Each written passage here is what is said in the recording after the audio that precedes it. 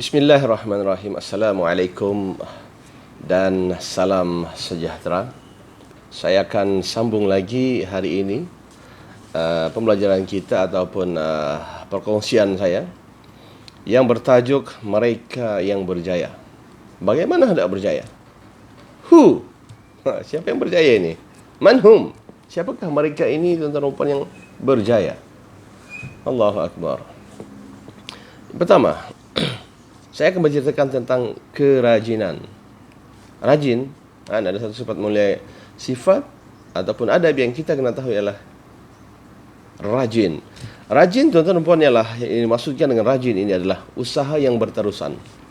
Usaha yang berterusan dengan semangat ketekunan, kecekalan, dedikasi dan berdaya maju apabila melakukan sesuatu perkara. Kunci dia ialah usaha. Usaha yang berterusan, kena ada satu sifat, semangat tekun, cekal mana kalau ada ujian, cekallah. Dedikasi dan berdaya maju. Dia sentiasa akan ke arah maju, ke arah kemajuan untuk apa? Melaksanakan satu perkara. Itulah maksud kerajinan atau rajin. Dan saya akan menceritakan juga tentang ciri-ciri orang yang rajin. Mestilah, takkan nak jadi malasan. Ciri-ciri orang yang rajin, adik-adik ya. Yang pertama, seseorang individu yang rajin ini biasanya akan berusaha dengan kuat, dengan gigih untuk mencapai sesuatu impian dan cita-cita.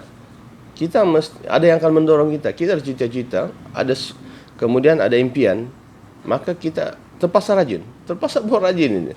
Terpaksa kena rajin disebabkan ada impian. Dan kita kena ada usaha yang kuat dan gigih. Dan individu yang rajin ini tidak mudah putus asa. Sifat rajin ini dia akan membimbing kita, mendidik kita dengan tidak mudah putus asa. Jika ada cabaran, ujian, jangan putus asa.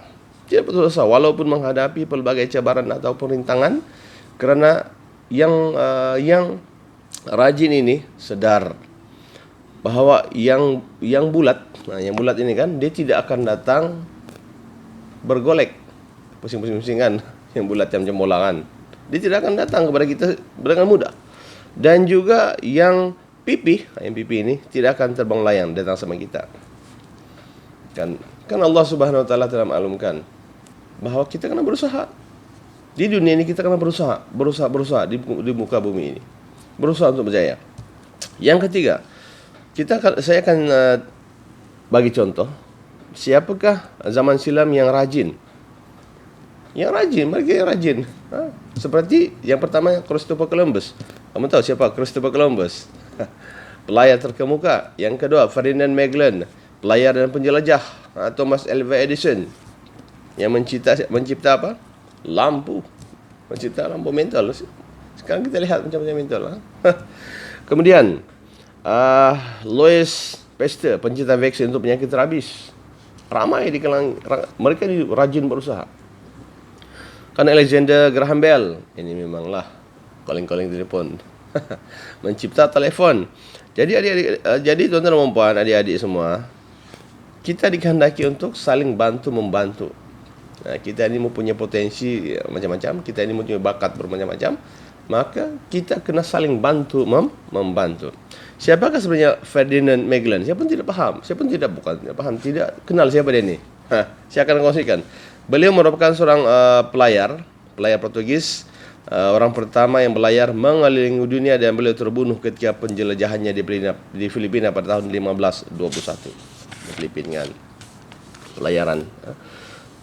Okey, seterusnya ialah bagaimanakah cara memupuk sifat kerajinan dalam diri pelajar. Okey, saya akan sambung selepas ini. Semoga kita sentiasa rajin. Pertama, saya nasihatkan, kita mesti kena keyakinan, yakin pada Tuhan, yakin pada Allah Subhanahu wa taala. Yang kedua, mantapkan akhlak, nilai kita seperti rajin dan sebagainya, berdedikasi, amanah, toleransi, berhemah dan sebagainya. Mantapkan. Kemudian kita kena ada ilmu. Ilmu itu tuan-tuan bukan setakat menuntut ilmu. Kita mesti kuasai ilmu itu dan kita mempunyai kemahiran yang pelbagai, berfikir, kreatif dan kreatif. Cara-cara itu kemahiran yang kita ada. Kemudian yang terakhir, ibadah. Jangan lupa ibadah. Niat baik untuk beribadah, untuk kebaikan diri dan juga kebaikan orang lain. Setiap manusia kena begitu. Jadi saya rasa itu saja. Wassalam. Terima kasih.